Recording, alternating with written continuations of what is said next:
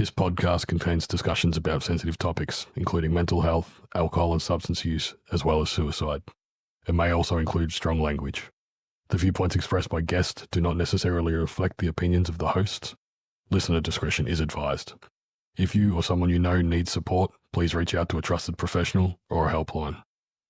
Twist the throttle, let it burn. Every mile's a lesson learned. Lean it hard, don't let it slide. Life's a ride we cannot hide. Welcome back, listeners. Welcome back, viewers, to another episode of Twist the Throttle. This week, we've got our FNG, Jerry. Bedroll. Currently FNG, Bedroll, yeah. Yeah, soon enough, hopefully. Yeah. It's coming up. 6 months is coming up pretty quick. Is it 6 months? 6 months is the vote, 9 months is the patch. If you don't get told to change shit at 6 months. Fair enough. Yeah. I'm picking on enough people, though, aren't I? You don't know. You'll know if you're not. Okay, getting told off. It means I'm doing something. So you're FNG for us, and what bike you riding? I ride a Road King, so a 2013 Harley Road King. I'll put a picture in here. It's got some big bags and some big bars. Beautiful looking bike. Yeah, you can lay it down on the bars. Yeah, I do. I like the slow riding, so I can turn that thing around in the space of 2 car parks. That's a big fucking bike. I remember chasing you up through Jamison Road and something come flying past my ear. Turns out it was your gremlin bell. Yeah. It was like, That just was past like my head. an hour after I gave you one. Yeah, that was it. It's pretty good. I've since got one back on. Yeah. Good. So, Bedroll. Yeah. What's the story behind your name? Oh, look, there can be lots of stories, I think. It's one of those names where you can just make whatever. I've got a lot of kids, so Yeah. I like sleeping. Yeah. No, I camp a lot, so Yeah. it's one thing my So bike sometimes, does. sometimes you bring your Bedroll home with you. Sometimes I don't. So I got stuck up at Robinvale Yeah. for a ride. Went to Echuca, camped across from the wharf there. Went for a ride. I was cruising up to Robinvale, past one hill. Didn't know where I was going to end up. I was sort of aiming for Mildura, Yeah. Adelaide, see what happens. Yeah. And Yeah, you're one of the guys that you say, you want to go for a ride? I'm like, where are we going? 'Cause we'll be back in a week.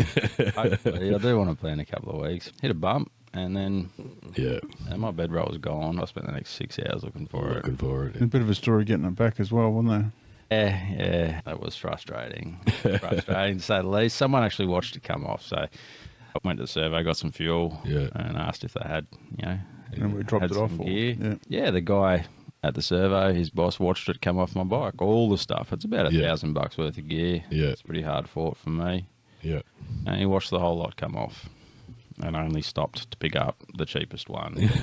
Then he put it in his cleaner's car and she went home and went to bed Yeah. instead of leaving at the service station. So we, waited. He wouldn't help me find the rest of it. Ended up just riding home. It was a good 600 Ks on the way home and Yeah. it was nice. bit Yeah. defeat. Pushing the bike is nice. Yeah. No, very much enjoyed I've gone camping with you as well. We went up the Great Alpine Road. Yeah, how That's that. fucking awesome, mate. It that really was was. I wanted And you that. can ride, yeah. Yeah, on that rocket, she hums along, especially with no back brakes. I wasn't worried for you after a while. Insert that photo here.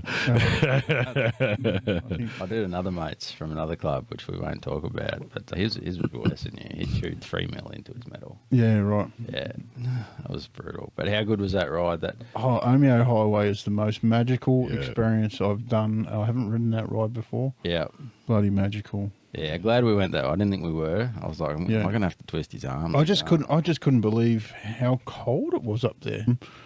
Not overly hot down bottom, and then Yeah. up top it was fucking fog. You were sitting in the cloud, and it was fucking freezing. We're riding in T-shirts. It's beautiful. T-shirts, but as soon as we got hit, freezing, wind, I Yeah, couldn't wind barely too. see in Yeah. front. Yeah. Then hit Falls Creek, and it was the worst ride after Falls Yeah, Creek. Like it was a that. little bit- Falls Creek down at Omeo is arguably a better ride than the Omeo Yep. Highway. It's But- beautiful. Not the conditions you're in. I couldn't see my handlebars. Yeah. Slippery, and my bike doesn't like the rain. We found a couple of really good camping spots there. I can't remember the second one. Joker or something, Joker's Flat, yeah. something like that. Yeah, it was good. And get up there. Everyone get up there. I think, the riding, pack some gear, stop in at Omeo. There's heaps of pubs and things like that. Yeah, there is. Yeah, Yeah. So you definitely worth prefer a sunset ride or a long haul ride? I don't like riding for less than minimum 2-3 hours. Yeah. So riding is painful for me. And once I push past that pain, it's calming. Mm-hmm. So Having the right bike to do it on as well. yeah, it's definitely a couch. Yeah. When I ride for short rides, it's nice, but I think you had the first road sofa takes work to chill. seat I'd ever seen, and I was like, oh, I need one of them. That looks comfy as fuck. It's a bit higher than the other one, but Yeah. it is. It's heated too. Yeah. Heated jacket, Love it. cruise control. So There's you not got- much riding involved. You got comms? No, I don't do comms. No, you don't do it. You're Music, nothing. Yeah, I do audiobooks, to be Yeah. honest. I listen to a lot of audiobooks. Any genre. Fast-paced books. Yeah. So Matthew Riley's amazing, Yeah. amazing author. Getting into a bit of dark romance. They're all right. A bit of Fourth Wing. Yeah, they were all right. I was channeling Trish when I was reading those. Yeah. She started throwing out all their names, and I'm just like, I don't know. I read them in the book, but I can't remember. Yeah. But yeah, audiobooks or music. So Yeah. definitely just keep hitting the same playlist and smashing a lot. What's one road you could ride forever? The Omeo Highway was pretty good. It was pretty up there when I did it. The first time I went up there, I went further and right up into Kosciuszko. Yep. It was the first time I've ever been up there. And the hills and the scenery, it is so far beyond the normal. Yeah. Like it's like a different country up there. Yeah. You get out past, Threadbow and that, and you get into the plains on the other side of Kosciuszko, and it's like you're riding in just tall flowing grass. You can't see any houses. Yeah. Big, nice cruisy roads. You might see 4 or 5 cars in a couple of hours. And Yeah. that was good. that, especially after 2 days of riding. Yeah. That was a pretty special day for me. That's like that. awesome. Love that. So, Yeah. Yeah, I love that area up there as well. Yeah. It's bloody good. I'll have to go further next time. We definitely have to go further. Yeah. I was starting to get a bit. It's corner after corner after corner after corner. You do loops up the high country. You just But like, actually coming out of straight camping road. and getting up onto and then straight into the twisties after waking up and packing up camp. yeah, Good fun. in the mornings. How good are the mornings? Gold, wouldn't it? Yeah. Mm. But when you're 5 hours in and you're like, or 10 hours in, Yeah. sometimes for me, you're like, I could do without this. Yeah. You start making mistakes and Yeah. a few sketchy mistakes. So we're going to move on to the next bit. Growing up, you moved to close to 40 homes. What was it like as a kid going into 40 different homes? It's not 40 as a kid. Yeah. Yeah. It's still counting. Still counting. You move a lot. I move a shit ton. And Yeah. I worked as a moverless for a while. I Yeah. really despise moving. Yeah. Does anyone actually like moving? I fucking hate moving. I don't know. I think it's a good reset. It is a good reset. I was about to say, for me, it's a good reset. I throw out too much shit. Like, Yeah. Box everything up and then Yeah. go, do I really need it? Well, I just start to not unpack. Yeah. Mm. Yeah. So moving around, it's good because you get to see new things, but I don't know. I don't have a really great memory Yeah. of a lot of. You got to talk to be able to invoke memories. So I don't remember a lot of my friends. Yeah. Growing up, I don't really remember any of my friends. Did you change schools a lot as well? It was 9 different schools, so Yeah. from kindy to year 9, and my highest year level education is 8. Yeah. All right. It was a lot. Did you fit in with each school you went to, or were you kind of like the new kid all the time? I was definitely the new kid all the time, Yeah, so and Bit more Never had time. reserved, so you didn't like reach out to try and make friends. You were more yeah. in yourself. Yeah. Well, the way I made friends was get picked on and then be Yeah. a bully. Had to learn to stand up. I don't really like fighting. I hate fighting now. Yeah. I used to hurt people, man. Like at school and after school and everything. It's fight or flight, and I don't didn't, and I do now, but I never had any flight in me. It was all fight. Yeah. But Did you ever find anywhere that you actually felt settled? I don't think I've ever found anywhere that I've felt settled. To be honest, even now. Mm. Yeah. Like I've been where I work now is the longest I've ever worked in a place. It's 7 years, which is exciting because for me that's Achievement. it's an achievement, but it's long service leave. I'm going to take a couple of weeks and go up to Cairns. I'm involved. But yeah, always a battle, fought and struggled, and just tried to fit in or fuck off, I suppose. Yeah, I'm guessing now that you've got kids, you've got to be a little bit more settled anyway. Kind of forces you to be that way. Yeah, so I got my oldest daughter, she lives with me full time, and 3 little kids come, and a couple other kids. I got 6, so it's a lot, and I've always wanted them to have a solitary home. Yeah. You know, I never got to live in one house. Hopefully I can stay in the house for a good long time. So I just wanted to be growing up. Like my grandma and pop used to be the centre of the rock, yeah. And all Christmases you were there, and anytime you had holidays, you know, mum was working, single mum, grandma and pops. Yep. Everyone was happy and good ethics and grounded people and funny as shit sometimes. Had an army upbringing. Dad was away a lot. Yeah. How do you reckon that shaped you? Dad was away a lot, but he wasn't there at all, to be honest. Yeah. When I say army upbringing, my dad was in the army. He came to Australia and joined the army. My mum and him are both Kiwis, but they met in Australia. Mm-hmm. He ended up leaving, to be honest. I don't remember. I was told I was around 4 years old. Yeah. He ended up splitting with my mum, and that has kind of been my grounding. My pop was in the army. You know, my dad was in the army. It was kind of a connection to him. Yeah. Like, I want to have a dad. Yeah. And my dad's in the army, and that's cool. And my dad's in, and I live next to Pucker, and all my friends' dads are in the army. So I kind of grew up with the military. Did you ever think about doing it yourself? I did, yes. I actually tried. Yeah. Yep. I'm too dumb to join the army, funnily enough. I'm not. I just didn't pass year 10. So I did all the gear to be a combat engineer. Yep. Passed all their tests, but they're like, cool, go back at year 10 and come back here. And by that point, I had a son at that point, to be honest. Yeah. My daughter being bored kept me out of the army. Yeah. I did all the aptitude tests and the physical tests and everything, and they were like, we want you as a commando. Yeah. Because apparently be ADHD makes you good for that. I know what it was at the time, but now I do. They're like, you're good at managing high stress situations, so we'll put you in the most high stress you can imagine. Yep. Yeah. And it works. Yeah. It really works. Yeah. It really works. So, yeah, I didn't get into that. I ended up eventually finding my way back, and my first job as a mechanic was out at Buckaponiel. Yeah. So I went in as a TA, just looking for a job. And they're like, why do you want to be a mechanic? And I'm like, I don't. That sounds hard. You know, I don't want to do that. Well, why are you here? Because I want a job. Well, this is what it leads to. What do you know about engines? Nothing. Yeah. You know? Well, what's going on? I like figuring out how shit works. Yeah. What's more complicated than an Abrams battle tank? That's going to keep my attention for a good long while. I think you said the best line I've ever heard was, when you're a mechanic, they don't teach you how to fix an engine. They teach you how to sort shit out. Yeah. You know, like how to like, chase a problem. Not this part leads to this part. Like work that out on the way. But You spend 4 years and they teach you how to have a go. Yeah. It's broken now. It's going to be broken if you have a go. Yeah. You might be able to fix it. Yeah. Nothing's changed. Yeah. I like Yeah. so, Get in there. So 9 different schools. How did that affect you socially? Chameleon. Yeah. Yeah, definitely chameleon. So I can fit in everywhere. Yeah. But nowhere. Everywhere. Yeah. Yeah. So unless I find a bunch of chameleons, which I might be there, but Yeah. just definitely fit in everywhere, but nowhere. I think socially I'm really good for a time. Yeah. And then I don't know what it is, say something wrong through just being unaware, and whole groups of people just turn on you. Yeah. Push the boundary a bit too much with the conversation. Either push So the boundary or just try and seek out a bit of happiness through no malice. I don't have a malice bone in my body, but you just make a mistake, and everyone thinks ill of you, and thinks, that's you know, kids these days.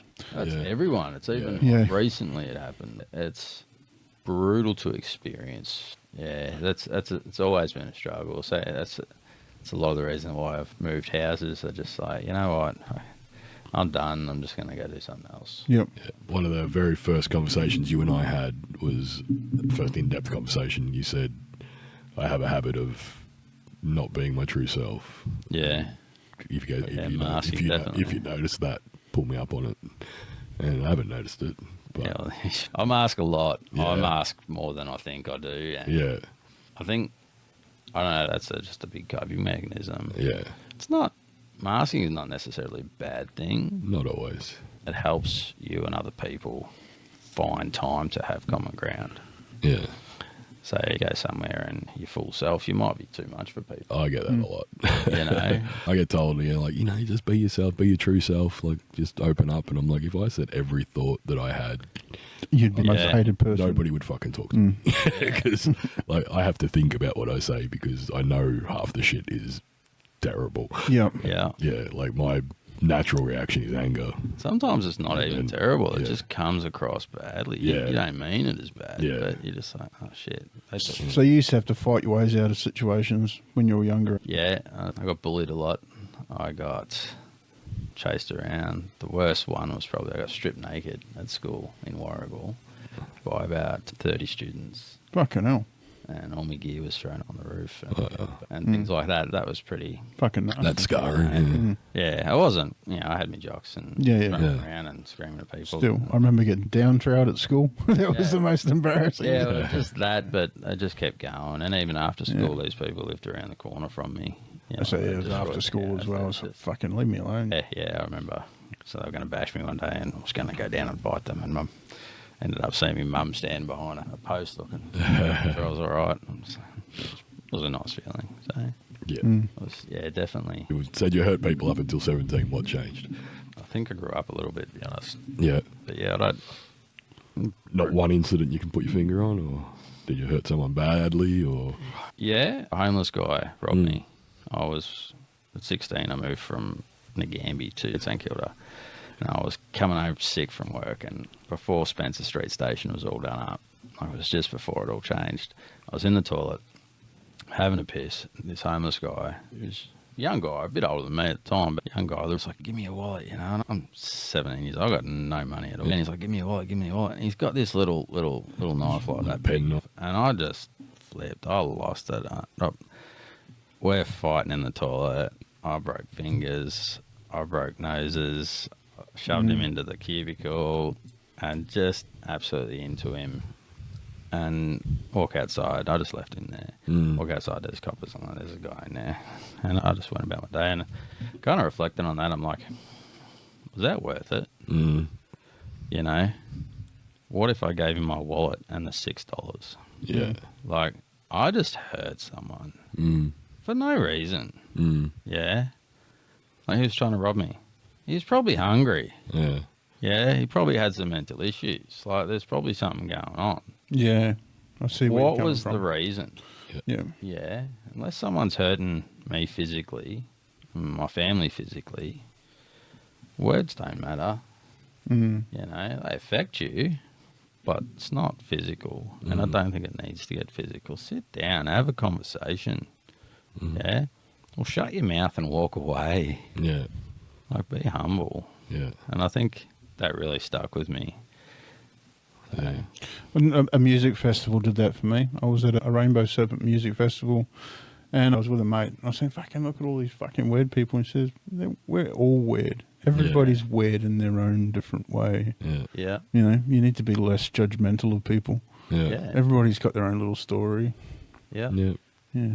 I absolutely agree with that. You need to be more empathetic to people. There's so many people in my life that have really strong views about things, and I don't agree with them all. But you know what? I have really strong views about things, and they don't agree with them. And that's okay. Yeah. Listen, explain your view. As long as you don't try and force me to agree, I'll listen and then try and understand. And I think that makes the best conversation. It's one thing I've always loved with other cultures and stuff like that, like trying to understand the thinking. Like, we've got Abd in our club, he's got strong beliefs. I'm like, Yeah. explain it to me. Yeah. I'm not saying you're wrong, not going to believe, but I don't understand. Tell me the story. Like, tell me how you got into it, what you get out of it, and all the rest of it. And the community side of things, Yeah. I love. Like, there's plenty of really good ones out there, like good blokes out there that are Muslims, and I've got, we know a few of them. For sure. I've ridden with quite a few of them, and there's guys that do the charity stuff. The 1% extreme fuckwits ruin it for everyone. Same as bike communities. Yeah, think it's there's always those fuckwits out there that ruin it for the other They're people. being forced onto others. Yeah, yeah, Like, open your mind. There's more than one view. There's more than one thing. You don't have to agree with it, but as long as it helps that person yeah, and it makes them happy, yeah, let be. Yeah. yeah. Like, I'm starting a new religion called Don't Be a Cunt. Don't be a cunt. Don't be a cunt. You can be the leader of Yeah. Oh, no. You can easily attack people, or you can just try and see another way. Try and see a different side of it. Yeah. Yeah. It's a fine line because people Yeah. walk on you though. Yeah. Look. It takes a lot more energy to hate somebody than Yeah. just to walk away and go, you're not who I want to be around. Yeah. Yeah. Yeah, true. Yeah. Yeah. I don't know. I get in trouble a little bit at work for being a cunt. Yeah. It's not that I'm a cunt. I'm just short. I don't have time. I've got so much in my brain that I You don't tolerate stupidity. don't tolerate stupidity, and I just don't have time for it. Yeah. So that's me Not really, being not rude, really. you know. People don't get it like that. They'll come and ask me questions and questions and questions and have a big, long-winded conversation. And I'm just like, no, I'll just stop you there, mate. Yeah. I had to do it today. Stop you there. You're confusing me. Yeah. What's your problem? Mm-hmm. Mm. What do you want from me? Mm-hmm.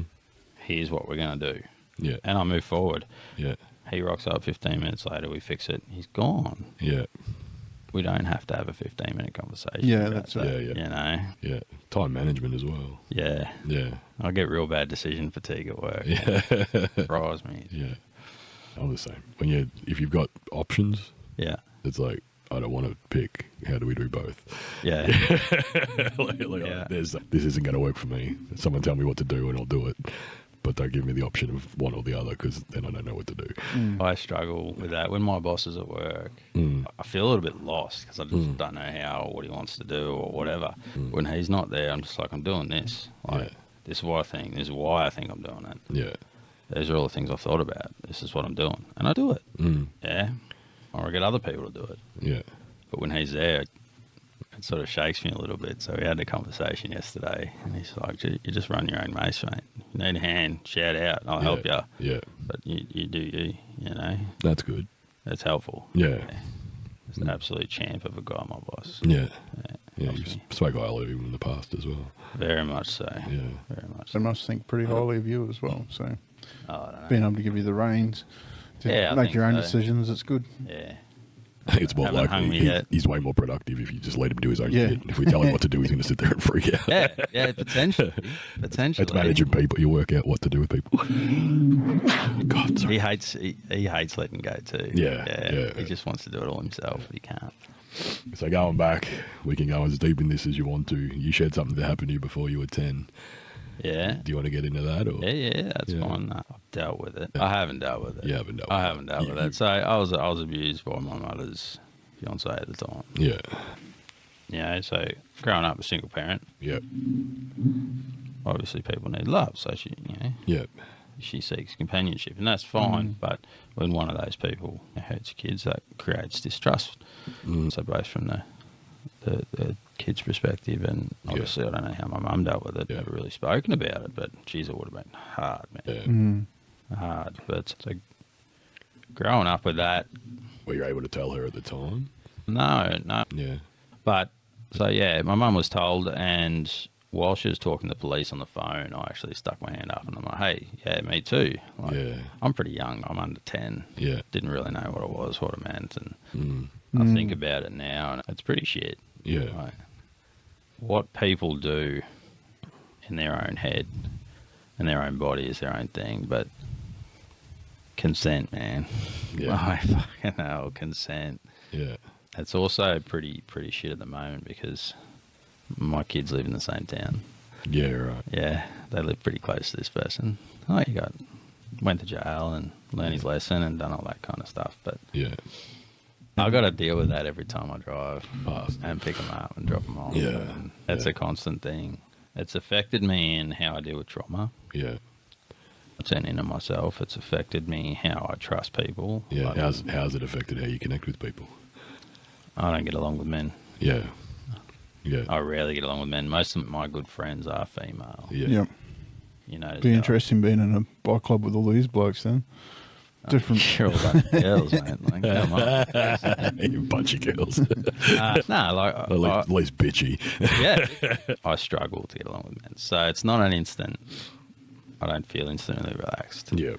A lot of my good friends are female. Like I bounce, man. Yeah. Yeah. Bounce and Cheryl. Yeah. Chatting to them, just fun, easy, Yeah. instant. There's no apprehension. Yeah.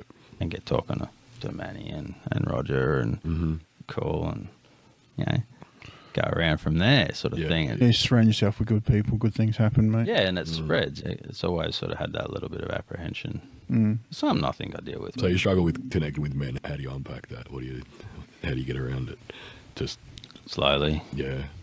Jokes, memes. Yeah. Mask. Yeah. Mask until you find something in common. Yeah, so it's not something people do or people should do on purpose. Yeah. I don't know that I do it. Yeah. See what they're doing and find joy in it too. Yeah. Yeah. I'm not doing anything I wouldn't do. Yeah. I have a repertoire of experience. Yeah. I've spoken to a lot of people. I've gone into new situations a lot. I find a lot of joy in a lot of things. So it's not necessarily fake. It's just, I want the real conversation. Yeah. Yeah. Yeah. I don't want to talk about the weather. No. Memes are nice, but that odd meme you get from Chris, it's like, brother, I'd sit with you. Like, that's real. I like that. Yeah. Yeah. And it's been really humbling joining the club. I've always rode by myself. Never really get along. Like, you go to rallies, you meet people. Not my people. Yeah. Go somewhere else, different crew, not my people. Even this club, it took me a year and a half to come and hang out. Yeah. I was pretty persistent. We used to ask the question, what are you looking forward to most with the Rustnuts? And the answer was always Pres Run. But I think you'll get a lot out of Pres Run. And it's coming up very I've soon. been, so No. obviously, I don't Coming know. up a couple of weeks. It is coming up in a couple of weeks, and it's a time where a lot of us kind of It is. Yeah. You could. let our hair down, relax. Yeah. We're all together for a little while. And you can go from person to person and actually get to know everyone a bit, like, because they've had a few drinks or whatever, and a bit looser and a bit more, Yeah. relaxed. It's a safe space for a weekend, is what it is, and it's pretty cool. You forced me to like Pres Run. I have a different answer. I know I've never been on Pres Run. The Alpine Run was pretty good, but what I'm looking forward to with the club, to be honest, is the little groups. Yeah. The little groups with some good rides. Yeah. Yeah. Like riding back from the Alpine Run, like the weekend aside, just that ride with the people that we had was quick. Was that 6 of us? Quiet. 6 or 7 of us? Yeah. It was quick, quiet. Like, I'm not on comms, so I can't talk to anyone. Yeah.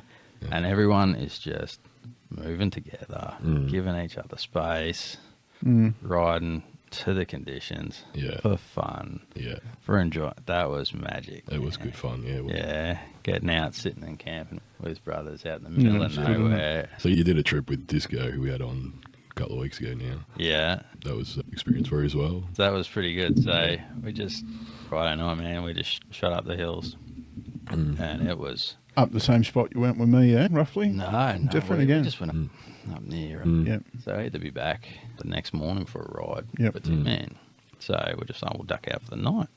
I've always camped by myself. I will ride until I can't ride, sleep and get up and keep riding. Yeah. Like, 15 hours for the day is a good day. I won't punch a heap of Ks in that time. I'm like a squirrel. Yeah. Riding with someone, I was explaining it to him, was, shit, we've actually got to stop and talk, hang out. Like, that's, I don't normally do that. Yeah. And then we're talking to Ambo, and he's like, well, let's go for a ride. I'm like, actually, I do want to ride with someone else this time. Let's do that. I don't want to do it alone. So Oh, I it thoroughly was enjoyed a it. big step. Yeah, it was a big step. Yeah. You became a dad young. Yeah. Always been a dad. Did you know what you're in for at that point? Not so much. No. How young's young? Young, so I got some tattoos, but there's a few tattoos. We had a miscarriage or a baby scare. Me and my first wife when I was like 17. Okay, yeah. By 18, we actually had a baby. Yep. Andrew, his name, absolute man mountain, but as big as you. Yep. So with being a dad, it was at the time, what's the next step? I was way different back then. Yeah. You look at me then and look at me now. It's chalk and cheese. Yeah. But what's the next step? Okay. Baby, house, things like that. You're trying to improve your station, trying to improve your life, trying to get some nice toys, trying to make happiness. Yep. And yeah, it just didn't work out. Two people need to communicate better. I probably shouldn't have put myself in that position, and don't regret anything I've done. But yeah, give yourself time to live. Yeah, before you try and find a goal that's not necessarily yours. Yeah. Yeah. Yeah, travel. Do something for you to find a bit to reflect on, a bit to ground yourself with. Otherwise, you don't have anything but chasing something that's not yours. So once I worked that out, I moved on. We had some dramas, and a lot of it was my fault, but we ended up splitting up when the kids were still pretty young. It was pretty hard. A lot of hate. How many kids in that? 2. 2, yeah. Yeah, so there was a lot of hate towards me, and rightly so. Absolutely rightly so. But yeah, paying child support, I got no qualms with being used to get more by the system, and that's harsh, yeah, and it's hard to swallow. There was times there I worked at Pucker and I'd get ration packs from the military guys, and one's supposed to last you one day. Yeah, I was making these last 4. Yeah. Yeah, and that's all I'd eat. I lost so much weight. I'd walk constantly. It was pretty hard not being able to hang out with your kids. Yeah. That's the first time I've experienced that. I never wanted to do that again. Have you? To create that again. Is there any contact now? With my kids? Yeah, both my kids live with me. Yeah. Or lived with me. Yeah. So my oldest has moved out. He has his own struggles, which I try and help him with, but when he lets me. Yeah. And if he's not in my space, it's hard for me to grab hold of those things too. So, yeah, they both come and live with me when they were 12 and 14 or 14. Yeah. They don't talk to their mother much, which hurts me, to be honest. You know, she's an amazing woman, and just like everyone has their own struggles, and the reasons the kids are sort of not talking to her too much is hard. Yeah, it's hard to watch. I always encourage them to answer that phone call, reach out. Like, it's not going to hurt. Well, it might. It might, but... It might, you know, but don't ever wipe it out. Yeah. Yeah. When you're ready, yeah, you might better get back there. So hopefully they rebuild that. And same with their mum. She just keeps strong. Keep pushing, yeah. Yeah, she's got to keep showing up. That was pretty good, being a kid young. Yeah. Because you're close to your kids. Yeah, definitely. Yeah. Yeah. And my oldest daughter is my absolute best friend. Mine too. Yeah. So that you couldn't see them for 14 years? No. You were still having them on the it weekends? was probably 1 or 2 years of I'd go to pick them up. Oh, we can't make it. Yeah. I'll drive to you. Yeah. Well, they're not coming down this weekend, or you're not seeing bad influence. I had to jump through, you know, see shrinks and psychologists, and I've had the cops called on me because we made arrangements that the kids were going to come when I went to Warrigal for my family thing, and you know, they were like, I don't think it was their mum also, but they're like, no, the kids need to be here. We've had to change plans. The kids need to be here at this time. I'm like, oh, okay, yeah, 5 hours away, man. It's not going to happen. We'll drop them off when you get back. Like, it's not about not about the kids at that point. Yeah, you know. But to all the dads doing that stuff, just keep showing up. Yeah, drive those 5 hours and pick up your kid. Like, borrow money off your family and work it off. Like, do whatever you can do and show up for your kids, because they'll remember. They will remember, and you'll remember, and you'll be damn bloody proud of yourself. Like, I'm not proud of much, but my kids are pretty cool. Yeah. My kids are pretty cool. My daughter's got some cool things going on at the moment. I won't spoil it, but yeah, very, very proud. Yeah, the old apple of the eye. You know? Yeah. It is really. I'm pretty proud of what my kids do. You know, we went and did parent teacher yesterday with my boy, and the teacher was, he's fucking great. He's great. It was funny. Manners. I'm like, we got a calendar for the show, like when we put in who's coming up and stuff like that. And I was driving home yesterday and I got this pop-up that said, I've got parent-teacher interviews at 5 o'clock. Took a screenshot of it, said to Emma, like, wrong calendar, dude. I'm freaking out, going like, my kids are like 30 and 23. I'm not going to parent-teacher interviews. Grade school teacher? Don't think so. Yeah. That's so cool. the kids coming back, what did that restore in you? stress. Stress. Yeah. Yeah, so I did have them, school holidays and weekends, Yeah. but not Not full midweek. time. Yeah, at that point, I had another partner, so I still had to go to work, and they got school. And it was really good. It was really good for a long time. But Yeah. once they come back, though, I felt like all that effort Was worth it. was seen. Yeah. Yeah, they actually seen that I do bloody love them. I You do, tried, and I yeah. tried as Yeah. hard as I could, and I always will. So Yeah. that being seen by my kids, that was pretty powerful. That's awesome. Yeah, Yeah. that was good. I like that. So you used to work for the FA. CFA. And CFA? CFA and SES. Yeah, I volunteered. So Yeah. I did try and be a Swing it. permanent member. Yeah. That was hard, man. Yeah. It was 3 years of my life. I was To fit. Pushing. To be a fiery, Yeah. is it intense? Is it? Yeah, so it was just the application process. It was Right. pretty unfit, so start working out. Yep. I thought I was a bit slow, so I started training my brain and researching, going to fire stations, and I thought it was pretty cool. Out of 3,000 applicants, the first time I got to the top 40, didn't pass the final interview, and they only took 20 that year. Yeah. Okay. The next time was like 7,000 applicants, and I got to the top 80, but they only took 60 that year. That final interview, Taste it. no. No. I felt like I was raped when I walked out of there. Yeah. Yeah. They are intense. Yeah. Like, wow. So And I've I had sit some there and pretty go, rough interviews. Were you over prepared? no, No. prepared. Underprepared. Yeah. Was it like scenarios and stuff like that? No. No? No, situation, task. Yeah. They work off the STAR principle, but they're like, all right, Jared, tell us 5 bad things, your 5 worst traits. And then they'll get up and leave the room. Like one of them will just leave. She'll go to another interview. And you're like, Right. right, tell us about a time where you've used teamwork. No, I don't think you know what that word means. And you're just like, Fucking hell, shot you down. yeah. And you got to come back from that. Yeah. You're going to go in high stress environments. You want to be able to deal with yourself. Right. Yeah. So that's just as their You way. look to the public. You want to Right. be able to deal with it. I get it. I don't think I did bad. I just needed more life experience at the time. So I was too eager, too keen to please. I think it was a big downfall, but it was an experience. I spent probably 15 years of my life in the emergency services. My family's all in the emergency services. Okay, family drew you to it. Yeah. Yeah. So my mum was in the SES and I joined the fire brigade. Okay. Yeah. Battle. I loved it, man. It was something new and I chased it pretty hard. Ended up being the training officer because I just wanted to learn, and watching, 5 people come to training, and then by the end of the year, everyone's like 35 people are coming to training, and managing massive training sessions and big fires and really crazy things, but also really cool, humbling things too. That was a brilliant experience.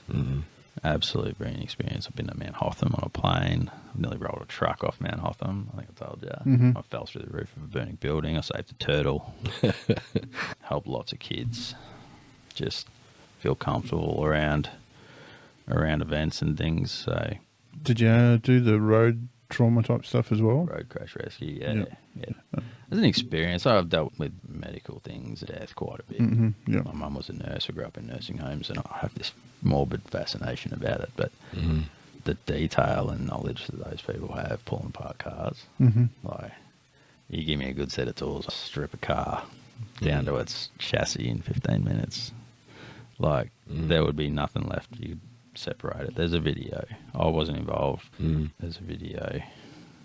I share it to you boys, but I don't share what's not mine to share. Yeah, it's a 30-second long montage of the crew just Daring to from come a down. car to 2 axles pushing apart bit by bit by This bit. is Jaws of Life you're talking about. Amazing machine, isn't it? Yeah. I did really get into it. The technical aspect really draws my brain. Ended up doing, I got pushed by a good friend of mine, a bit of a mentor, to do better. What can you give back? So I ended up making a training program for child restraints and car safety and road crash rescue. Right. I delivered that to 2 units, talking about new car restraints, how to assist child and children getting out, so babies especially. I didn't know. So I'm like, I don't know this. I'm going to go deep, and we're going to make something out of it. Learn strong vehicles. My ISOFIX, excellent for Rams. Best thing you can do, man. cut the car seat, grab the whole car seat. Yeah. Yeah. Yeah. Like, Yeah.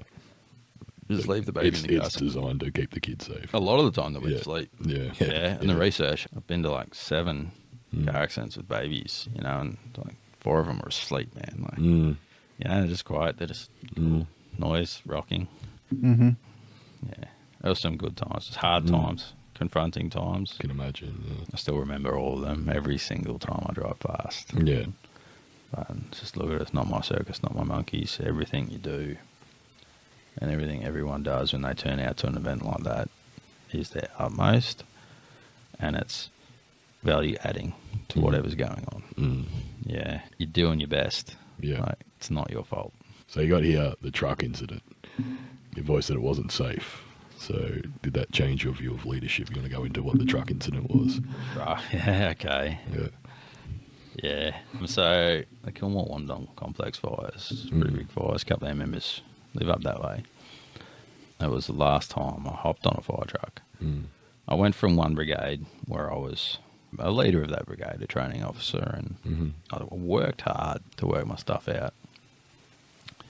And as I said to you, you know, I'd do something, and I think that's when I left that brigade, was when I broke up with my then wife, and groups of people turn on you. Yeah. Joined another brigade and just really felt on the outside of it. You know, had all these skills to contribute, Yeah. and nothing was valued. So I'm on a hill in a fire truck, facing sideways. You know, instead of looking at the fire, just giving yourself exits, you know, forward, left. No, we're facing one way. And I'm like, A, we shouldn't be here. That flame height is going to come up there a good 6 meters. Mm. B, we can only go forward. We're going to be smoked in. Like, what are we even doing? This is not a place for stop a fire. I don't think we should be here. It'll be fine. Okay. Yeah, you Anyway, went in control of the situation. so I was just a crew on the back, which is fine. But listen to crew. Yeah. Yeah, you don't have to agree. But they At least hear the it ended up with another truck parking in front of us and another truck parking behind us. We couldn't go forward or backwards. No worries. You got the hoses over the side. You're on the back. And it takes balls to do that. Yeah. And then the guy next to me, he's collapsed on the deck. So I'm trying to pull the crew protection sprays on. I'm trying to spray him. And everyone's just wondering, like, well, why aren't we putting water on the fire, you know? And I'm just like, I'm battling back here. I'm fighting. Like, Yeah.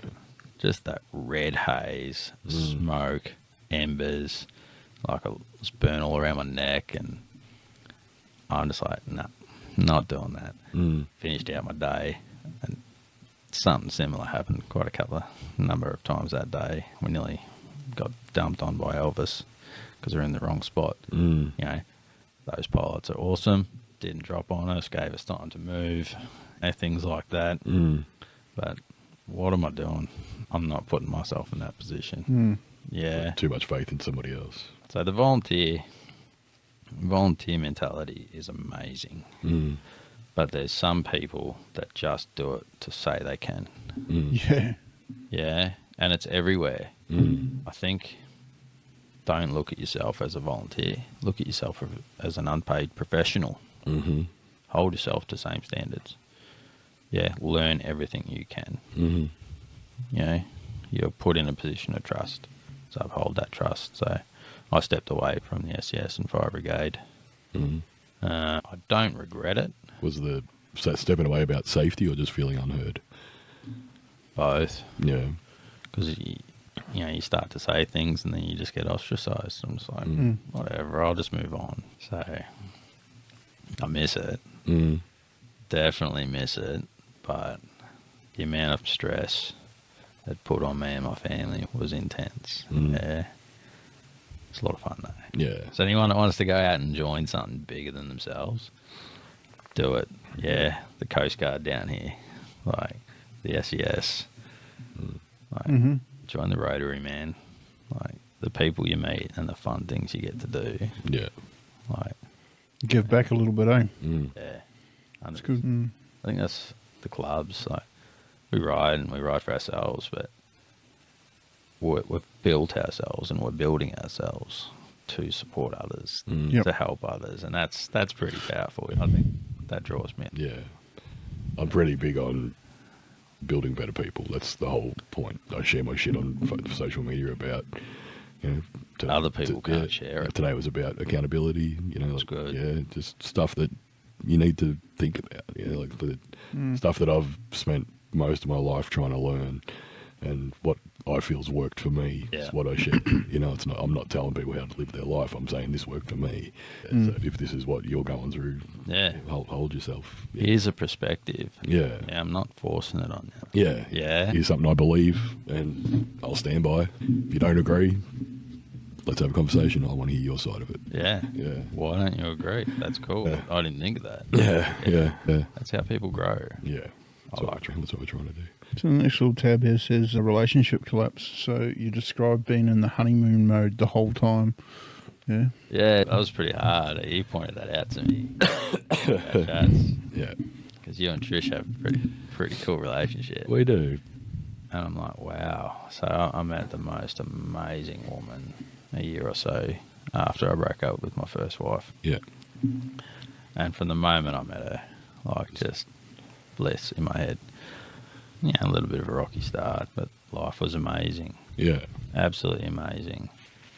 Every night you'd go to bed happy. Yeah. I'd go to bed happy with a smile on my face. Mm-hmm. Cheeky grin with trauma and everything else that kind of infests things, both mine and hers. So lots of little problems in our relationship, but we kind of just kept being happy. It was the happiest woman in the world. It still is. We ended up having sort of an open relationship and things like that. That was really good, and the people that we brought into our life were amazing, but then we started to lose ourselves. It was right during COVID. I'd just had a motorbike accident. I was stuck at home, couldn't work. 2 people are ganging up on the other person, and it was intense time of my life with me and her breaking up at Christmas. So, I've said in the past that, like, she left at Christmas. No, we broke up, sadly. It's taken me a long time to get past that, both people leaving. It was very dark for a good long time. Before they left, I couldn't deal with it. I ended up sitting on a bridge for a good long time on the way home. I was stuck somewhere and they teach him a lesson. You can walk home, and I'd had enough. Just like mentally had enough. Yeah. Chronic pain. Is that from the bike crash or from? Yeah. Yeah. Chronic pain from that. So my shoulder. But I was sitting on the bridge. Good. Some car's going to hit me, Like, climbed off that bridge and ended up just bawling my eyes out at hospital until they put me in a mental hospital. So I stayed there for 2 days, and I'm not doing this. I'm not as bad as these people. Holy shit. Like, wake up to yourself, dude. Like, and I went back to work. Like, the very next day. Yeah. From releasing myself from a mental hospital, I went back to work. I don't know if they know that.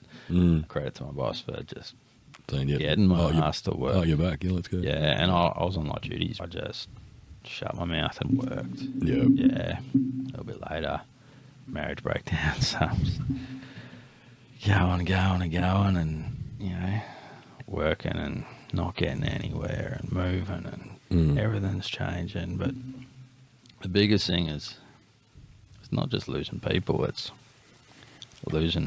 grieving a life that you wanted, the goals, the future that you had. One person, it's the whole vision. I was working towards this, and now that's gone. Yeah. COVID fucked a lot of people, mate. Absolutely destroyed my world. My kids will see it one way. One partner will see it one way, another will see it another way. Like, we all contributed, man. Like, and it's taken me a bit to admit that, but it sucked. It left me wanting to die every day. Yeah. And I'd just shut my mouth and go to work. Yeah. Go home and go to bed. All I had to do was make it to when I get to go home and go to bed. Yeah. And I'd sleep constantly. Yeah. Thought I'd drag my ass out of bed. Come on, Dad, we're going for a ride. Yeah. Okay, cool. I wouldn't ride my bike. Not without her. Like, I'd be in shit times. I'd hop on my bike, and there's a place where I'd plan to do the end sort of thing. Yeah. And I'd be halfway there. Yeah. Like, there's a reason it's a long way away. It's a barrier for me. Yeah. I'd find myself cleaning my room at 2 a.m. Why am I cleaning my room, yeah, because I'm making a need for my daughter. No, stop cleaning your room, dickhead. You know, just constant barriers and barriers and barriers and barriers. You know, not having a lot of medication in the house, like things like that. Yeah. For people that are in situations, you know, I look at my situation and think it's not that bad. Mm. And some family member dying, that's bad. But It's not a competition. if someone, their worst day is stubbing a toe, man, envy that person. Yeah. That's their worst day. That's as bad as you losing someone Yeah. to them. Yeah. Yeah. So I've always sort of tried to put it into perspective of, is it as bad as I am experiencing it? And Because that's your experience. Yeah. yeah, but is that, for me, that's a way to try and grab me back out of it. Yeah. Yeah. Yeah. What's another view of this? Yeah. Yeah. Yeah. Yeah. From the outside. Someone From the else. outside, what does this look like? That's right. Yeah. So when you're in these times, did you use helplines? I did a few times. Yep. I remember once I had a birthday party for one of my kids. It was really recent, and I had to watch my daughter be happy. And I had to watch my partner and her partner stand up and get cake photos, and I'm standing at the back and seeing a lot of these people that I hadn't seen before again. And I'm like, I can't deal with this. And a couple of people said something to me just innocently, and I just lost it straight out the front. Couldn't deal with anyone. Everyone's coming and chatting, saying, how are you? And they're all just happy, man. I'm like, how are you all happy?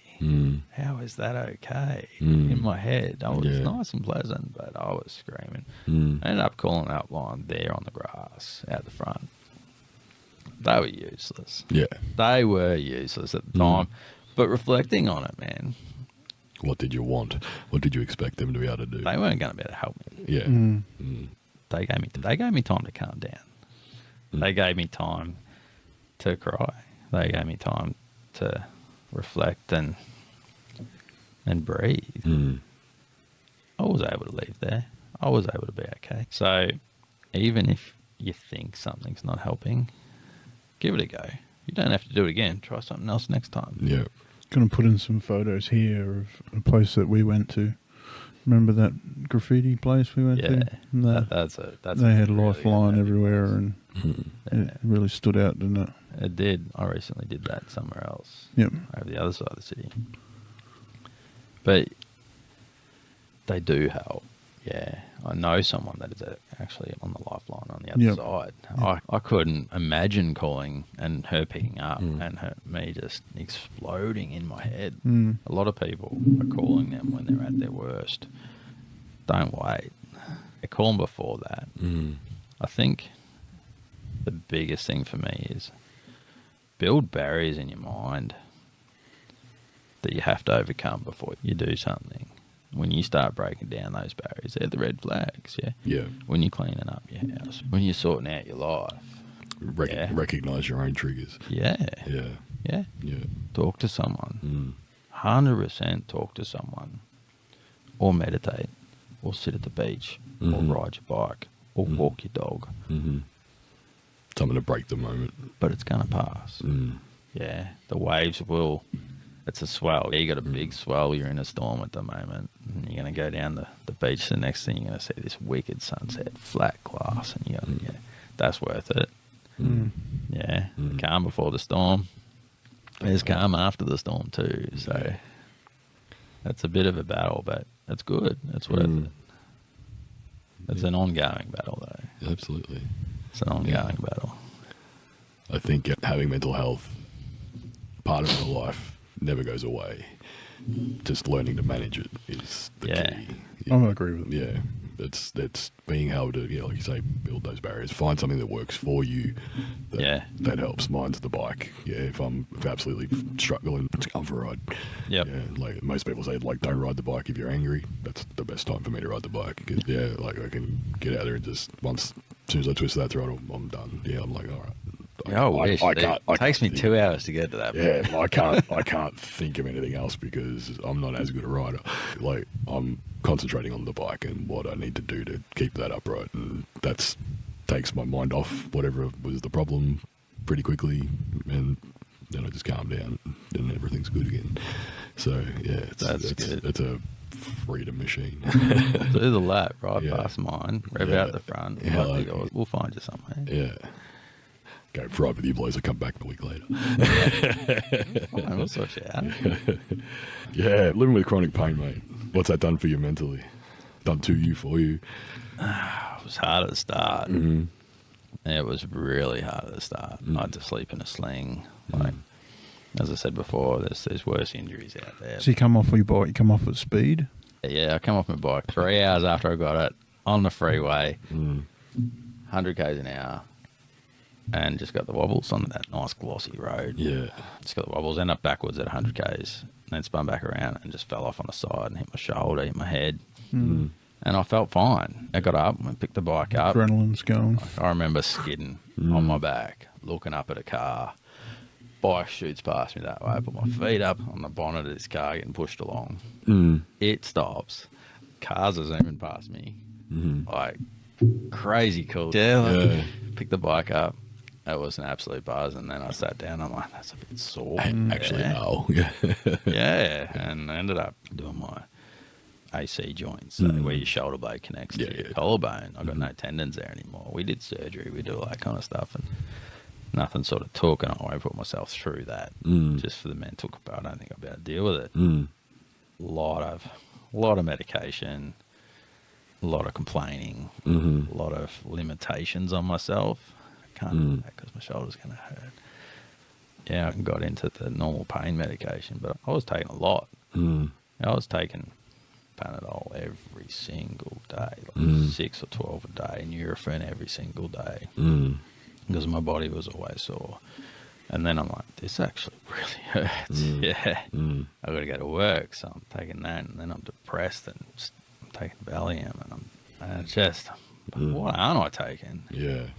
Yeah. I think that's the point Trish hit, where she was like, they just kept giving her stronger and stronger shit. And she's like, no, like, I don't want to be on any of this stuff. Yeah. Once she made that decision, she's not on anything now. Yeah, It's fucking same. incredible. Like, It's a really long ride. Oh, I yeah. might take some codeine or just some Panadine for it. yeah. Because, being in pain affects your fatigue, so I'll just take one of those. It'll just be in the morning, and then I'll stop when my body eventually stops. But once I actually shut my mouth and stopped putting it into the forefront of my head, started using my arm, had 6 months of sore. But I was using it, and I built the muscle back up. Yeah, I'm not hanging off ligaments that aren't there. I'm not hanging off weak muscles that I'm not using. And I can just about do everything that I used to be able to do. How long did it take you to get back on a bike?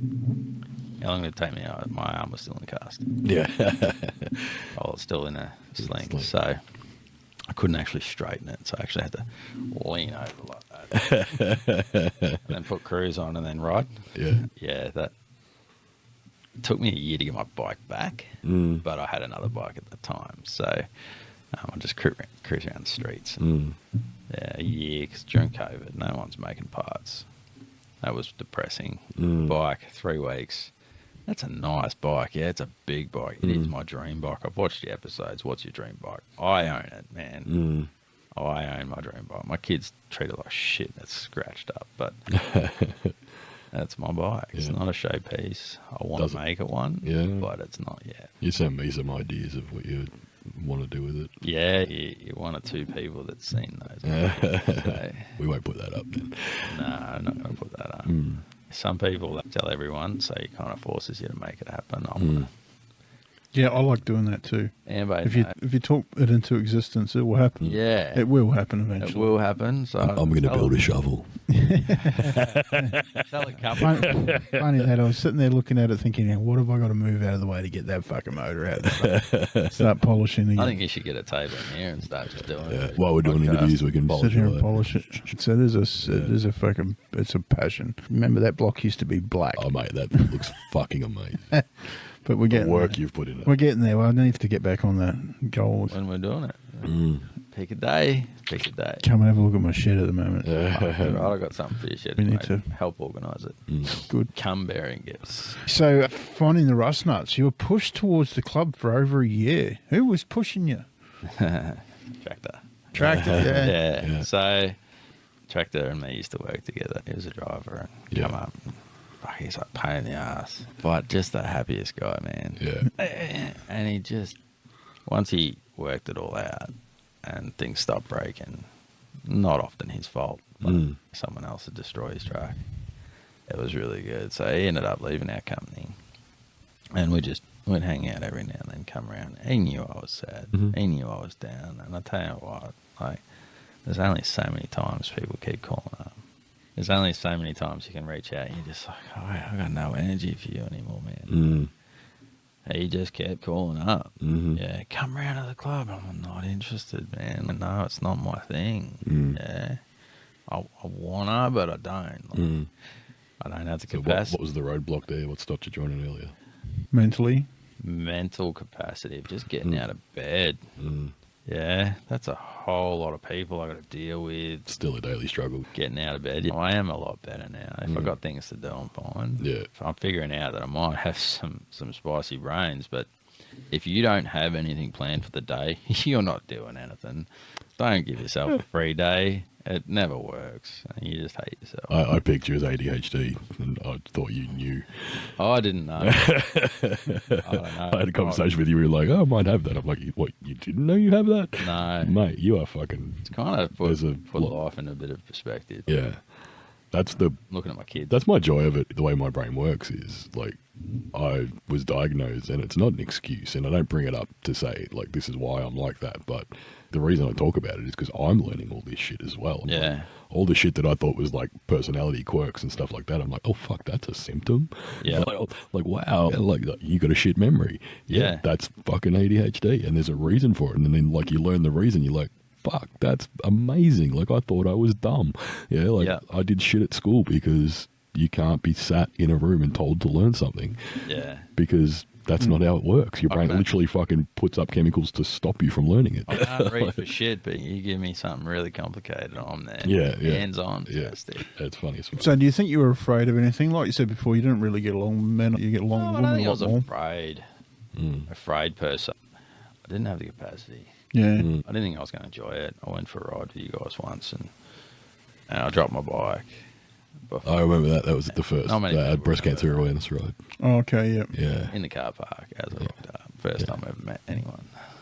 No one remembers that. No, now. not at all, man. Like you brought it up when I first met you. You're like, hey, I was so embarrassed. I'm like, don't even remember. Don't even remember it, to be It's honest. a bit of a laugh, bit of a joke maybe. My daughter, her first motorbike ride, Ari is amazing. So she come out and she's like, this is great, this is good, and we kept stopping. You know, it's a charity ride, so you got to cater for everyone, and I get that now. But we were stopping every You're like, 20 minutes, 40 minutes. Can we fucking go? No, I don't really do well at the start of social interactions. I'm pretty closed off, so I was just sort of sitting by myself and like, it's pretty cool. And big characters too. I'm like, I'll just let them go. So you're all a bunch of big characters. And my daughter's like, can we go? Can we go? Can we go? Can we go? And I'm like, stopping every 20 minutes. Fuck, that's shit. But it's about perspective. I didn't have that perspective then. And then the next ride I went on was with you two. Was that down in Melton, wasn't it? Yeah. Yeah, that was fun. That was with you two. And said, man, I'm just like, We keep up. yeah, it's just like, we're just going to go do this. And I'm just like, yeah, I'll come. Why not? You know, picking something up for me, mate. Remind me to come back to the first meeting I went to. Yeah. Picking something up from, and man, just rock up at your work. I'd just been past there. I'm on the bike. Like I rode there pretty quick because I was running a bit late. Everyone, yep, sweet. It was pretty cool. Yeah. And then, all right, you sit there, and you were just gone. You were just on this bike, and I'm just like, shit. Okay. And we were just into it. I think you said it's the easiest lane splitting you've ever done because it's like, I'm a bandit for it. So that was the rocket, the first version of the rocket before it spat its guts out. Yeah. I'd only had it for a couple of days. Yeah. Wow. I was riding it like a sports bike. Like it was fun. That was I'll never forget that ride. That ride. I can enjoy that. So I reached out to you to drag you out to the meeting where Tractor was getting his patch. Yeah, and I was still hesitant. Yeah, I was like, mate, just come, meet the crew, come, show up and support Tractor, just because it's going to be a big deal for him. And it'll be a big deal for him to have you there. So as soon as you said it was his patching day, I was like, Yeah, I got a shaft for Yeah, him. yeah, He's yeah. been there for me. Yeah. And I had a ball. Yeah. I had a ball. Yeah. You know, I actually don't mind that. Yeah. We'll work out the right thing after. We'll work out the long stuff after. Yeah. But these guys are all right. Yeah. They got some good things going on. So what surprised you most? How well stocked Jiggles Bar is. Doesn't stop me now. It doesn't surprise me at all. But we're many different people. Yeah. Like, we all look similar, Yeah. but there's some different walks of life, man, and everyone is just open to each other Yeah. and there for each other. Like, I've had some average days, and everyone's like, "How can we help?" I'm like, "Whoa, stop! Yeah. No, Back I off. don't know how to do this." But that's exactly what I'm like for people. Yeah. That was surprising. So I Just come off my face. bike and you were there for me, mate, and I'm not going to ever forget about it. Yeah. Yeah. I remember you coming and calling and checking in on me. I know you were doing it. Yeah, Yeah. for sure. Just getting to know you as well, man. Like 100%. Yeah, that too. But yeah, it didn't go astray. I knew you were checking on me because I was fucking not in a very good place Yeah. and going through troubles with my daughter and shit as well. That's hard, man. I can tell you something that was told to me in private. I won't say who said it, but they said he's going to be very important to the club at some point. And I said, yeah, I can see that. And they're like, no, like leadership type important. And I'm like, yeah, I can see that. And they're like, but not putting pressure on you, just saying that it's been noticed that you're not just someone who's here to take from it. Yeah, you give back just as much as you get out of it, I think. Yeah. That's rare. I think That's rare. That's rare. Not in our club. Yeah. You know, I think everyone really, as much as they can. Yeah. Yeah. That's pretty nice to have someone say that. Mm. Yeah. So yeah, that's a silly question, but do you feel seen? Do you notice? When people say that, yeah. Yeah, no, I do. The level of appreciation, just the little things people do. I don't even notice that I do them, to be honest. No. You said you had a crash, and I'm just like, I'm trying to rack my brain. I'm like, Which one? I'm, No, when I come off when they did the Rocket Man, yeah, the VFR squished it a little bit, yep. hurt me shoulder because Yeah. the shoulders suck, bro.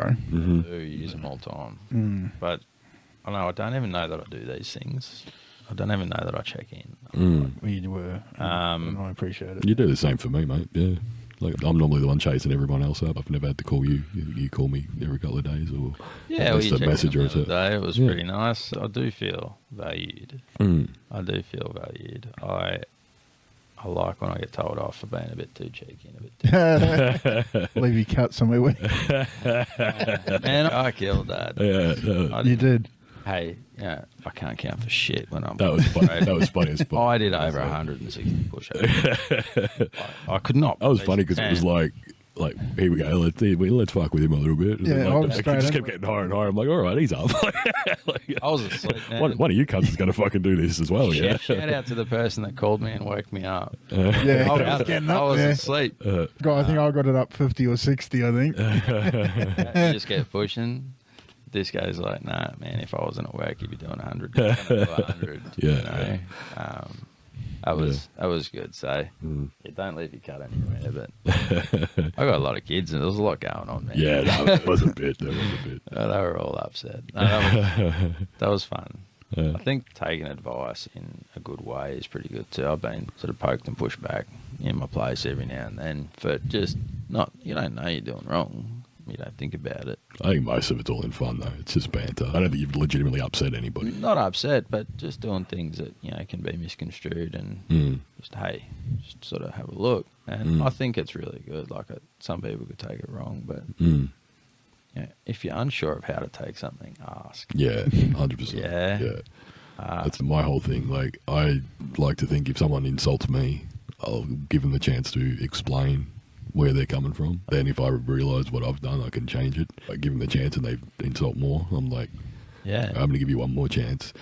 Yeah. If there's a third insult, I'm like, right, so you're a cunt. Like, Have that now conversation. I don't have to be fucking Yeah. nice. Like, this is how I actually feel. You know? Back. I don't get there often, but yeah. It's in there. How do we see it? How do we get him there? Can I see it? Don't think anyone has for a while. That's pretty good. Something to be proud of. I don't think I've seen it. Traditional. I've always known Nice Jeff. He hasn't got angry because I haven't built a shovel there yet. I don't know, man. I'm waiting fucking 11 years for a truck, mate. You're fine. You guys butt heads sometimes. I'm like, ooh. I was a little bit upset with the latest. I've upset you a few times, but you also Happened. pull your fucking. You don't go full on at me because you know there's a reason. Yeah. I'm not just a cunt for being a cunt. But you just talk about it. Yeah. Yeah. You don't hold. He knew I was deal with upset, it. but he knew I was just biting my tongue. Talk about this later. Yeah. So riding is therapy. You do 3 to 15 hour rides until there's nothing left to be quiet. 100%. Yeah. I find in the first 2 hours, my brain's planning what's going on. And Wow. I need that to shut up. Yeah. By hour 6. By hour 6, my body's hurting. Yeah. Yeah, I need that to shut up too. I just don't want anything. By hour 10, I can stop and appreciate what I'm looking at. I can take it in without thinking of other things. I can see the joy in things. You know, by hour 15, I'm tired. I'm noticing what's going on inside my body, noticing how it feels without the pain. And I'm proud of myself. Yeah, there's a couple of photos and videos of me, like up at Threadbow or camping, and I just do a little rant. And when I'm at that point doing that little rant, I am really proud of myself. It's good. So definitely find your happiness. And for me, it's just long rides. I don't get to do it often, but when Real life. happens. It's good. Why does exhaustion sometimes create peace? Ooh, exhaustion. I think because I'm forced to move slowly. Someone I met for over Christmas was really good, and she made me like see the world and move with slow intent. Everything you do with slow intent. So when I'm exhausted, I'm having to be more cautious because I'm fatigued. When I'm exhausted, I'm setting up my tent and I'm setting up my gear. It's a bedroll. It's not hard, but it's hard when I'm that tired. It's hard to ride when you're that tired. Find a place, cook some food. So everything is calm. Yeah. And I wake up, I sleep the best. Like sleeping's hard. You know how Yeah. Yeah. Fuck. I looked at my app the other day. Yeah, you sent me those. 1.5 hours of Yeah. average sleep for the last 7 days. I haven't got that app on my phone because it was making me upset. Yeah. I'm like, wow, okay, that's not great. Yeah. I think 1 week I had 12 hours sleep, and I was like, okay, like that's like deep sleep. Yeah, But when you're tired, when I'm tired all the time. Yeah. when you push your body physically, you might be mentally tired. Yeah. When you physically just keep pushing, I'm like, Just I sleep. pass I out. sleep. I get to 9:30. I'm fucking. out of That's it. it. Turn the lights off. Yeah, I feel I do sleep. Like I sleep a lot, but when I look back at You rest a lot. it's up and down. Like I'm awake. I'm not on my phone. I'm not doing any of that. But I'm just not rested. Yeah. Never wake up rested. Like I can only remember like maybe 5 or 6 times in my life. That's hard. Okay. Look at me scary there. You're ADHD, mate. You don't need as much sleep as everyone else. Yeah, Oh, lies. you're superhuman, are you? No. Your brain just doesn't Yeah, I know. need that chemical. Yeah. Yeah. I know where you come from. Was making fun of you. So you said Shut the fuck up. Hey, you said you're learning to find happiness through the little things, through the small things. Yeah. Does that resonate with you? What's something simple that brings you peace now? My plants at home, I'm trying to keep them alive. Cool. So finding Type of plants? myself, I don't know what type of plants. The green ones that you Green put water on. Okay, Yeah. cactuses and No. stuff like that. No, I kill them over. I like orchids. Orchids are really nice plants. They're way too complicated for me. Yeah, they are, but not really. I don't think they're that hard. Ferns. Bonsai. I tried to get into I don't remember bonsai. the names. I tried to get into bonsai. It's a very patient thing, and I'm not. No, it can't be very patient. Yeah, I can't do that. Would have been expensive at the start. Yeah. Yeah. You got a habit of doing that type of Yeah. shit, haven't you? Finding the most expensive fucking hobby. I actually, I'm not going to talk about ADHD again, but there's a thing with like a Facebook group that's like swap your hobby. So it's like if you're into something, we buy everything. Yeah. Yeah, and then like a week later, you're like, I don't really like this. I don't want anything to do with that. It's like the next guy that's like, hey, I'm into this, you're into that. Let's Yeah. swap. Like, I'll give you all my shit, you give me all my shit, like equal value sort of thing. And I'm like, that would work. That'd be fucking great. I was looking at your rug building. Yeah. Come over and I was looking at that and I'm like, I'm Oh, looking up. help yourself. I'm going to get all this stuff and I'm like, what am I doing? No, I'm not going to do this. You're more than welcome to I'll come make around and one build a rug. rug in my house. I don't mind at all. Yeah. No, we got to build a motorbike first. We could do that. But no, the rug is, for me, it's peace. Put the music on and just away you go. And I don't mind if you want to come and build a rug. That's cool. Yeah, maybe. Yeah. For sure. What's a good day for Jerry look like today? When I don't have a nap and I feel like I've achieved something. Yeah. So definitely napping or pausing and stopping what I do. It's a struggle to get back up. Mm. So achieving something, whether it be mowing my lawns, cleaning my car, sorting out my kids' room. Completely walking stripping the your dog. bedroom and rebuilding it. Yeah, that was a fun night. I was procrastinating on fixing my bike. I Yeah, didn't yeah, realise yeah, at the time. And then you called me out on it. And I'm like, no. Oh, shit. Yeah. So what are you supposed to be doing? Yeah. That's what Trish always says to me. Like when I'm really fucking into something, she goes, so what are you supposed to be doing? And I'm like, Oh, yeah. fuck. Like, okay, yeah, all right. That was my reply. Yeah, but I thought I was just really happy for a second. My brain's just like, haha, we got you away from that shit. Like, Yeah, Yeah. it cost me money. I'm wrapped. So you said find happiness in small things, walking around op shops and finding cool things. yeah, Yeah, cool. Say my room is decorated pretty sweet with lots of eclectic, weird, random stuff, playing cards from all over the world, and all sorts of things. So finding something that just I resonate with in an op shop, especially down Geelong. Geelong's got some cool places. yeah. And then building my bed and redoing my room with all that gear in it. Because my daughter doesn't live in the house. She looks after the house. So it all goes into Dad's room. Goes in the house for a little bit and then I'll come home and it'll be on my bed. Yeah.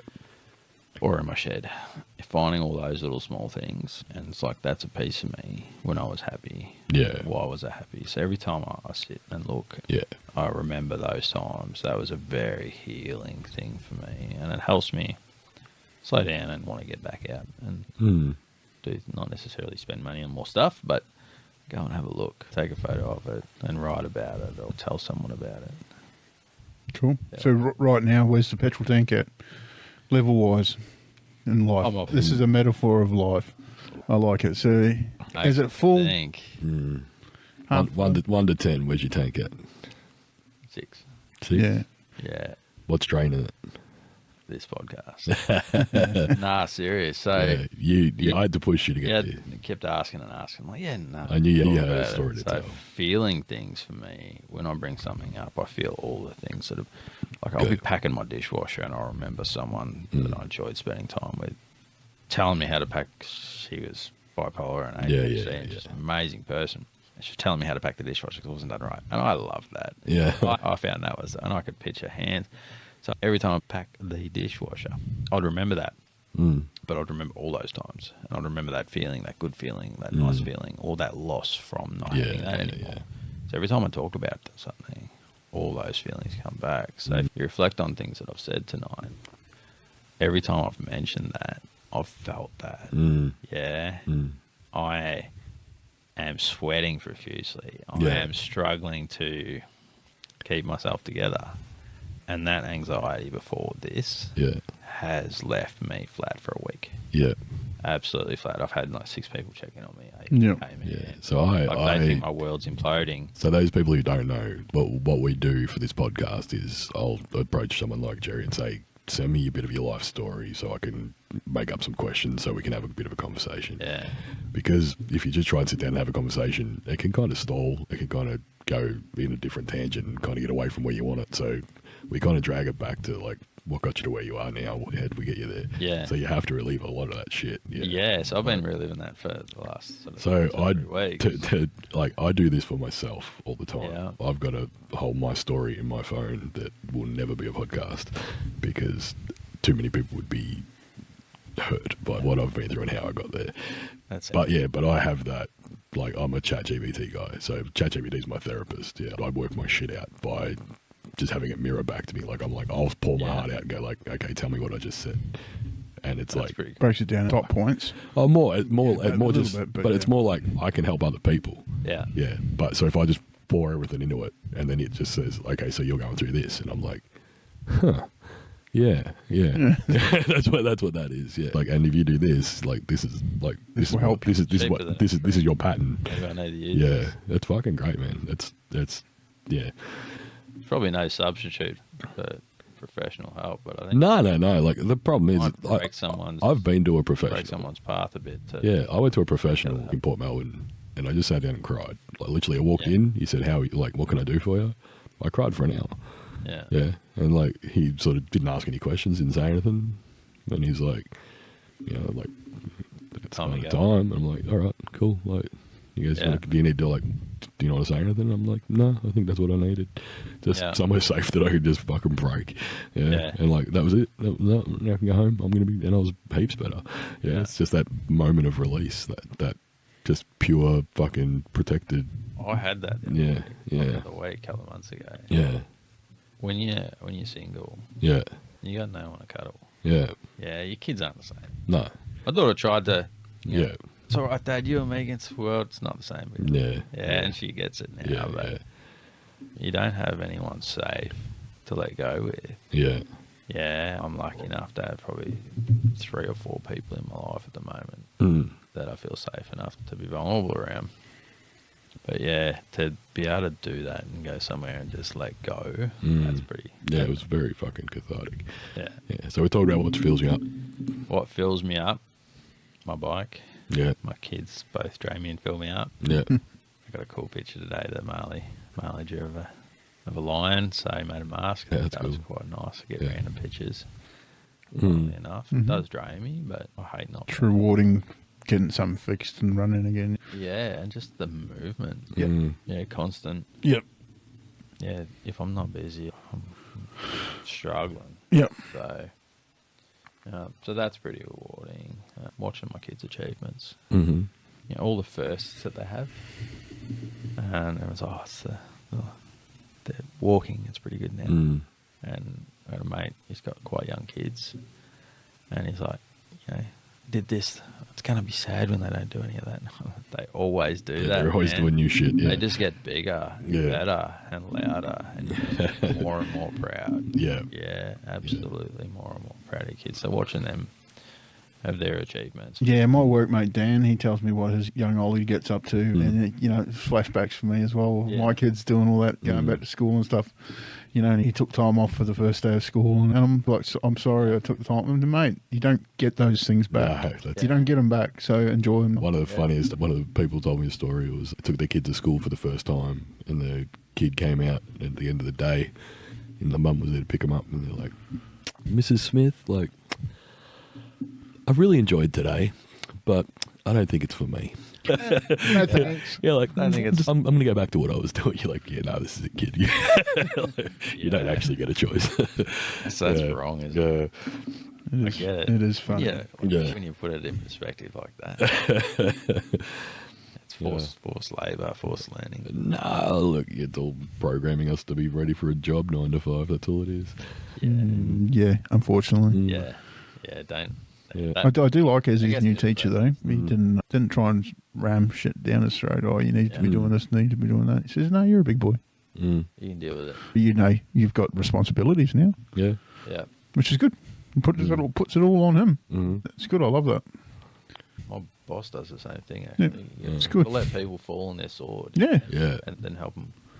that's right. Struggling, come and speak to me. We'll figure it out together. Mm. Yeah. That's Makes good. people humble and appreciative and actually accountable. Accountability, it's huge. Yeah, for sure. What's one thing you're actively working on right now? I'd like to work on my physical health Mm. and keep building my mental resilience. So What are you doing to do that? keep engaging with new people, Mm-hmm. Staying outside your comfort zone. staying outside my comfort zone. Mm. So not bed rotting, just slowly trying to improve. Mm. It's not a Not forcing marathon. it. I'm trying to grow. Mm. Yeah, it never stops from when you're a kid. Mm. There's a lot that I want to improve about me, not necessarily my life, my car, my house. Mm. I Not don't not care possession. too much about anything anymore. Mm. I am finally getting a chance to unapologetically, sorry Mia, unapologetically do what I want to do and to hell with everyone else for a bit. I've always looked after others. Mm-hmm. So I'm definitely choosing me.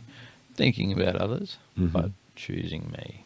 And that's really empowering. Mm-hmm. I'm really happy I'm doing that for myself. Yeah, beautiful. Awesome. Good. Well, do you think we've missed anything? Was there anything you want to talk about that we haven't talked about? Anything you thought we'd cover, we didn't cover.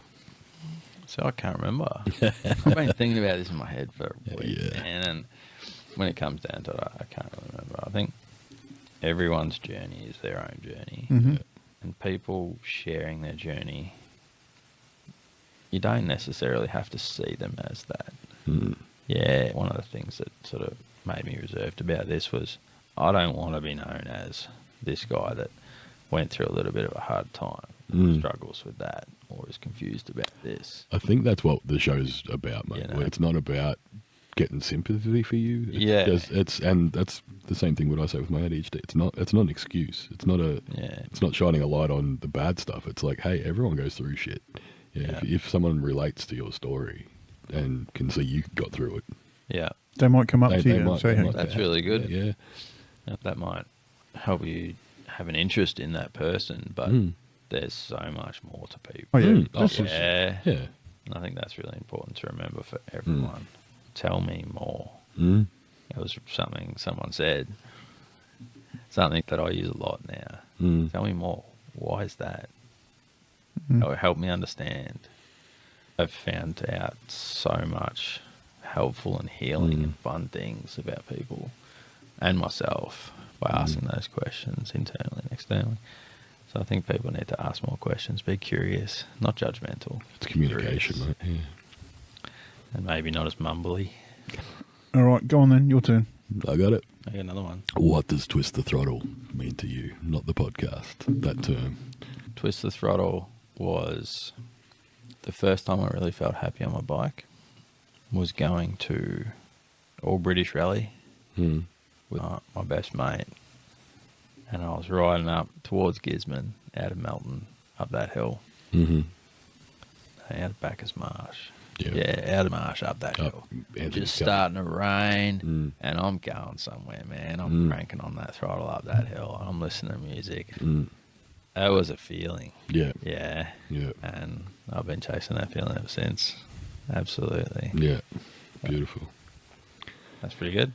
That's pretty awesome. Thanks for coming in, mate. Thanks for sharing your stories. Trepidation, pleasure. Nah, it was all right. Like, Yeah. it's good to remind myself that things are okay. I can get past them. Yeah. It's good.